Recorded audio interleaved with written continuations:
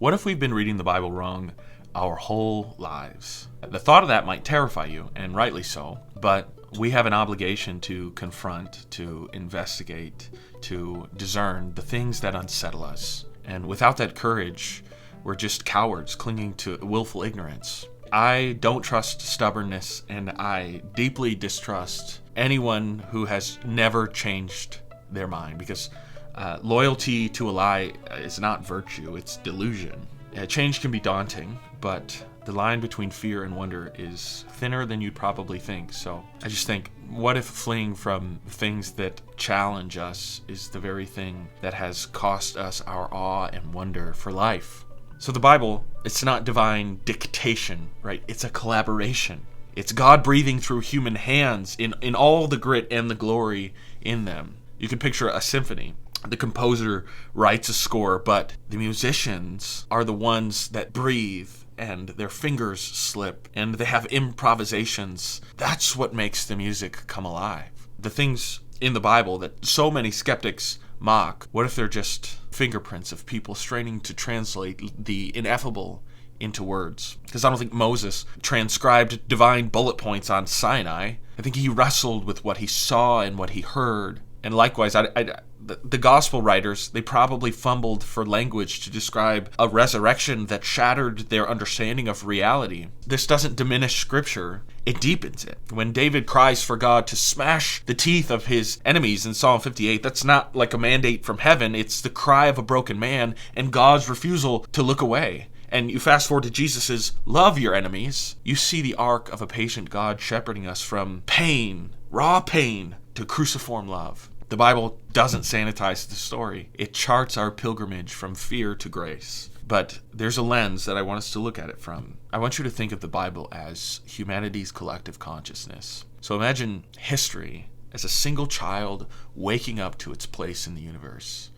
And for a moment, don't think of it as a rule book. Think of it as a diary of our shared becoming, etched in the language of divine partnership. In Genesis, we're toddlers. Our earliest memories, they pulse with metaphor. A garden, a flood, a tower clawing at the sky. These aren't science. They're the first flickers of consciousness, learning to name the sacred like a child pointing at the moon, awestruck by what it can't quite explain yet.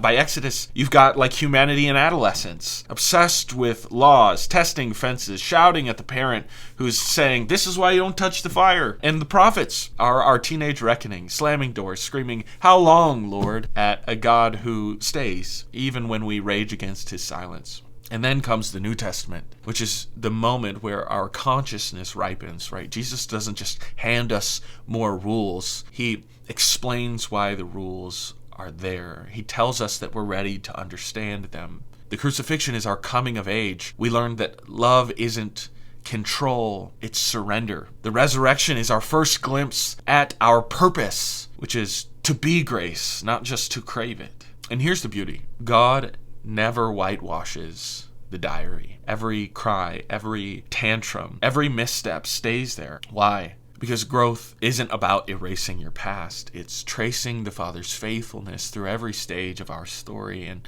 those ancient stories aren't God's compromising. They're proof he speaks into our ever-evolving understanding, constantly willing to meet us where we're at. There are plenty of things that can be made fun of in the Bible, especially for those who have been hurt by religious people. But mocking a child's scribbles misses the point. You're kind of just picking low-hanging fruit. The crude lines humanity drew as a child matter. They're the birthplace of wonder, the first strokes of a journey from chaos to Christ. And even Revelation, this is where the story crescendos after centuries of fumbling towards God, laws, laments, love letters. Humanity finally stares unflinchingly at the paradox it's been avoiding, that we were made for more than just survival. The dragons you read about, the wars, the throne rooms in Revelation, they're not just dystopian fan fiction. They're the collision of our deepest fears with heaven's reply that says, "I'm making all things new." The child who once grew up in Eden's bushes, whimpering in fear and shame, now stands face to face with the answer. Not a God who explains the mess, but one who asks us to help him fix it. When Revelation says there will be no more death. It's not some magic trick. It's an invitation. The bridegroom isn't just cleaning up the wedding hall. He's handing us the broom. The vitriolic skeptics, they're not wrong. If we treat the Bible as a rule book or a science manual, it will fail us. But what if it's more than that? What if it's more than just a contract? What if it's a living encounter? What if it's less about facts and more about transformation? When Satan quoted Psalm 91 and said, God will command his angels, and Jesus didn't debate the verse, right? He reframed it. He said, it is also written. The word's power isn't in isolated lines, but it's in the Spirit, weaving them into a whole. So yes, Genesis clashes with modern cosmology, but what if that's not the set of questions that it's trying to answer? What if it's asking questions like, who is God? Who are we? Why are we here? Because during that time, pagans saw chaos, but amazingly, Genesis saw love structuring the cosmos. The Bible's trustworthiness isn't in cold, hard, rigid perfection.